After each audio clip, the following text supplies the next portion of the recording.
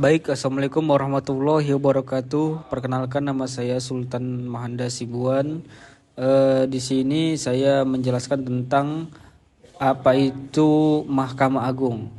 Jadi udah pada tahu belum apa itu Mahkamah Agung? Jadi pengertian singkatnya itu Mahkamah Agung ini adalah lembaga peradilan tertinggi di Indonesia yang membawahi peradilan umum, peradilan agama, peradilan militer, dan peradilan tata usaha negara.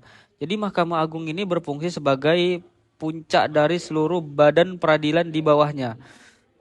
Jadi ini ada produk atau hasil utama. Jadi ada ini produk utama Mahkamah Agung yang berisi penilaian akhir terhadap putusan pengadilan di tingkat bawah.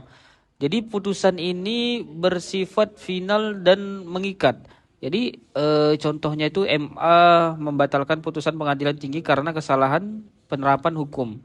Jadi yang kedua ini putusan peninjauan kembali atau PK. Upaya hukum luar biasa yang dapat diajukan terhadap putusan yang sudah berkekuatan hukum tetap.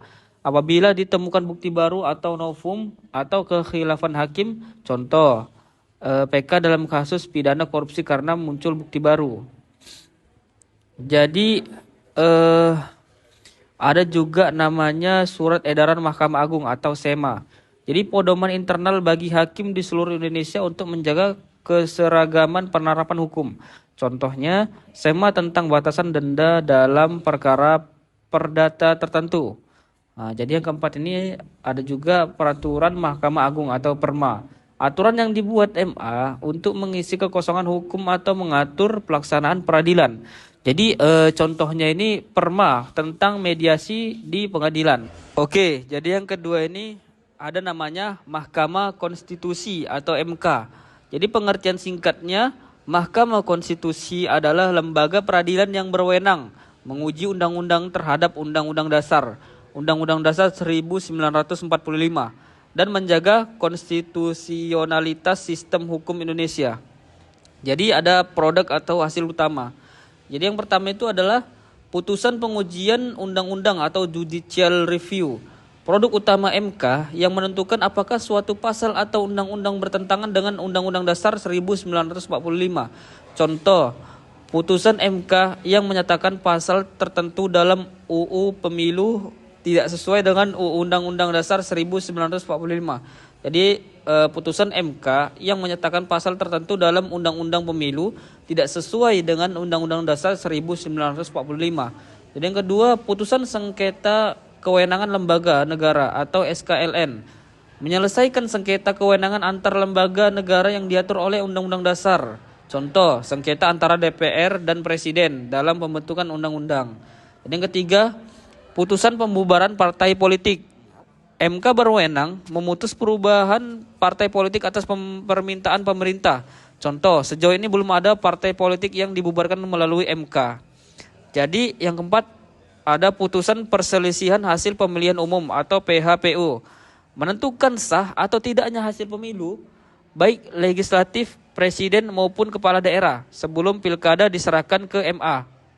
Contoh, putusan MK mengenai sengketa hasil pemilu presiden.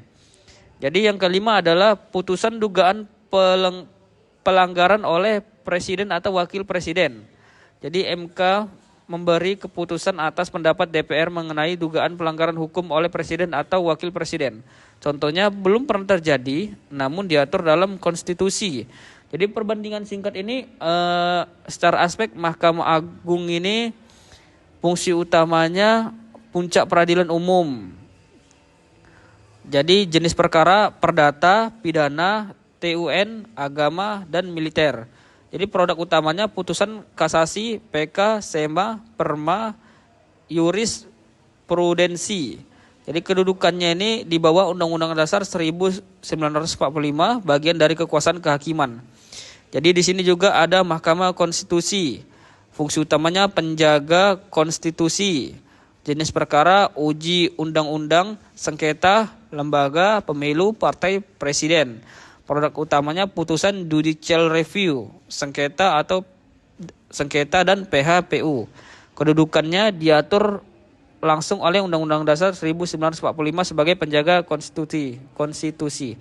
Mungkin sekian dari saya yang dapat saya sampaikan. Kalau ada salah kata atau salah penyampaian, saya mohon maaf. Saya tutup. Billahi taufik wal hidayah. Assalamualaikum warahmatullahi wabarakatuh. Terima kasih.